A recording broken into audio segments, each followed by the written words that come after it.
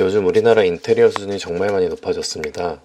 주변 아파트들만 둘러봐도 예쁜 게 너무 많아서 눈은 높아지고 있는데 예산은 한정되어 있고 예쁘게 잘하는 업체에 견적 요청하니 너무 비싸서 셀프나 반셀프 인테리어 고민하시는 분들 많을 거예요. 제 친구도 아파트를 구매하고 인테리어 고민을 많이 하더라고요. 제가 당연히 해주고 싶었는데 지인 할인을 아무리 해줘도 예산이 빠듯할 것 같더라고요.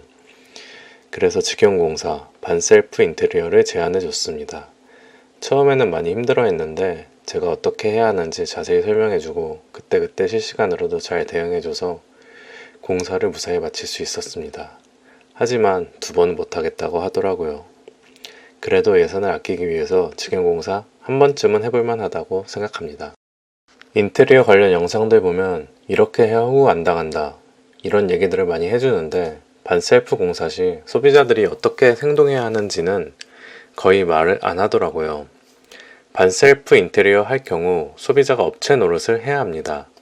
자재 수급부터 현장 단도리까지 소비자 본인이 현장 책임자 역할, 감독 역할을 다 해야 하는 거죠. 이렇게 감독 역할을 하려면 전체적인 공사 흐름을 파악하는 것이 굉장히 중요합니다.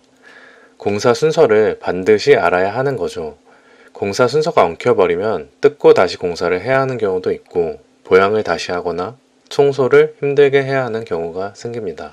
이런 것들이 결국 비용이랑 연결되는데 사실 직영으로 공사한 이유가 비용을 아끼려던 건데 이렇게 필요 없는 비용이 나가는 것을 최소화하는 것이 좋겠죠? 이 영상을 보시면 아파트 인테리어 공사 순서와 공사를 왜 순서대로 해야 하는지 알게 되실 겁니다. 영상 끝까지 시청해주세요. 공사 순서를 이렇게 다이어그램으로 준비해 봤습니다. 평균적인 공사일 수도 대략 적어놨으니까 맞춰서 공정표, 스케줄표부터 만들어주세요. 아파트 공사는 주말과 공휴일은 작업이 불가능하니까 제외하고 작성하셔야 합니다. 공정표 작성이 끝나면 스케줄에 맞게 업체들을 섭외해야 합니다. 인테리어 공사가 결국 사람의 손으로 직접 하는 것이기 때문에 누가 하느냐에 따라 완성도가 굉장히 달라집니다.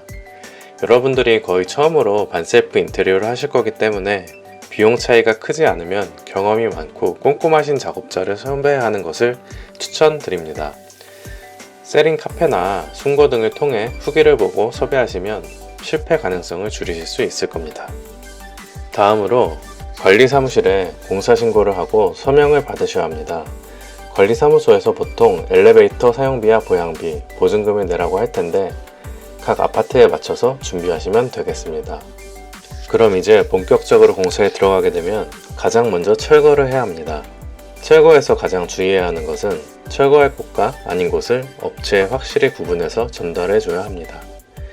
창호를 그대로 쓸 건지, 바닥 마루를 그대로 쓸 건지, 방문을 새로 할 건지, 화장실 타일을 덧방할 건지 뜯고 다시 붙일 건지 재사용할 것과 아닌 것들을 사전에 확실히 계획이 되어 있어야 합니다. 전달이 잘못돼 잘못 철거하게 되면 추가 비용이 발생하기 때문에 꼭 꼼꼼하게 챙기셔야 합니다. 창호, 샤시를 다시 하기로 계획이 되어 있다면 철거 다음으로 창호 공사를 진행합니다. 제작 기간이 꽤 걸리기 때문에 기존 창호랑 사이즈 변동이 없다면 미리 발주를 요청해 놓으면 좋습니다. 창문은 나중에 설치하더라도 창틀을 미리 끼워놔야 창틀과 벽 사이의 마감이 깔끔하게 나올 수 있습니다. 벽 마감이 끝나고 창틀을 끼우게 되면 다시 그 사이를 마감해야 하기 때문에 비용이 이중으로 발생합니다. 다음으로 단열 공사랑 난방 배관 공사인데요. 구축 아파트들은 단열재가 제대로 시공이 안 돼 있을 가능성이 높기 때문에 특히 창호 공사를 다시 하는 분들은 단열 공사까지 다시 하셔야 확실히 효과를 보실 수 있습니다. 난방 배관은 반셀프일 때는 웬만하면 안 하실 것 같지만 혹시나 생각하시는 분이 계실까봐 넣어봤습니다.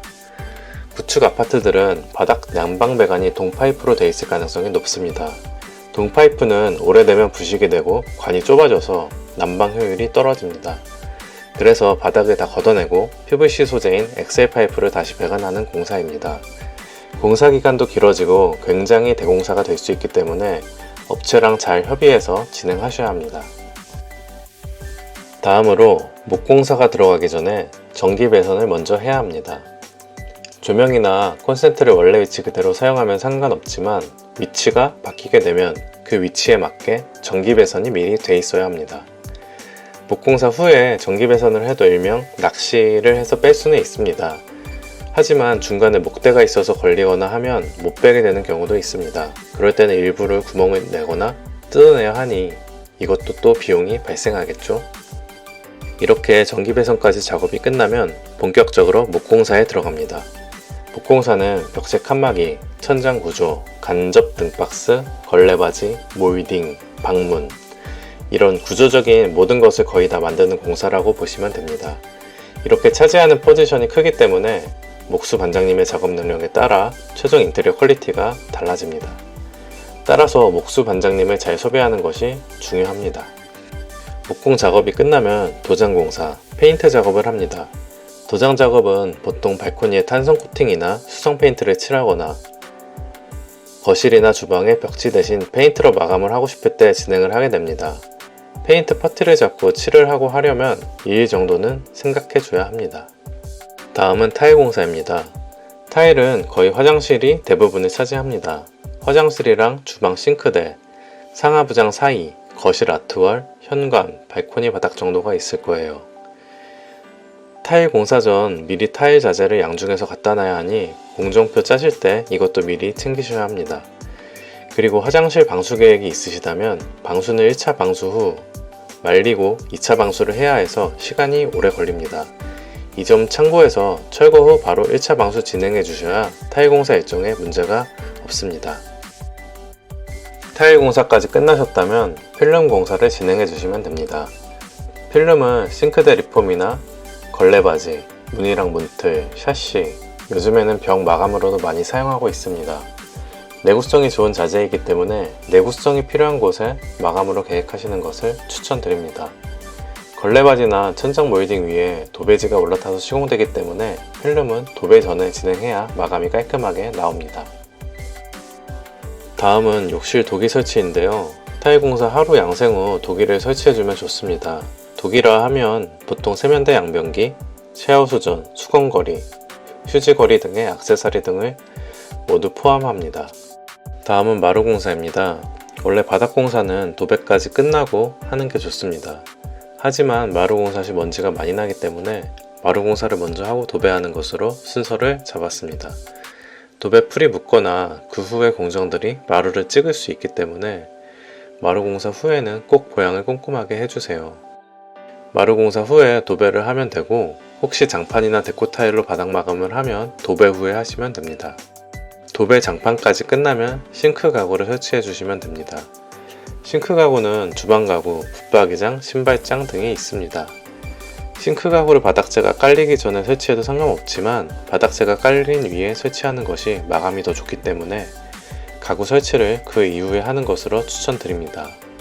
주방 하부장 설치 후 인조 대리석이나 세라믹 상판 등이 얹어지기 때문에 가구 설치는 2일 정도 보시는 게 좋습니다. 가구 설치 전에 조명을 설치해줘도 되지만 요즘엔 신발장 하부나 주방 상부장 아래 간접 조명을 많이 놓기 때문에 전기 작업이 이중으로 들어가지 않게 가구 설치 후에 조명 설치 작업을 하는 것으로 순서를 잡았습니다. 이렇게 공사가 끝나고 나면 입주 청소만 남았는데요. 비용을 아끼시려고 입주 청소 직접 하려는 분들이 많을 거예요. 공사 중에 먼지가 상당히 많이 났을 텐데 개인적으로 하시려면 너무 힘들고 청소도 잘 안 될 겁니다. 비용이 그렇게 비싸지 않으니 전문 입주 청소 업체에 맡기는 것을 추천드립니다. 아파트 인테리어는 꽤 많은 비용이 들기 때문에 소비자분들이 금액 걱정을 많이 하십니다. 보통 아파트 매수 후에 인테리어 공사를 하는데 매수를 하면서 이미 목돈이 많이 들어갔을 거기 때문에 인테리어 비용을 최소화하고 싶으실 겁니다. 비용을 최소화해서 하고 싶은 신 디자인을 하지 못하고 원하는 마감재를 포기하시는 것을 보면서 저도 마음이 많이 아팠습니다. 그래서 반셀프로 비용을 조금 줄이시면서 원하는 마감재를 사용하셨으면 하는 마음에 이 영상을 준비해 봤습니다.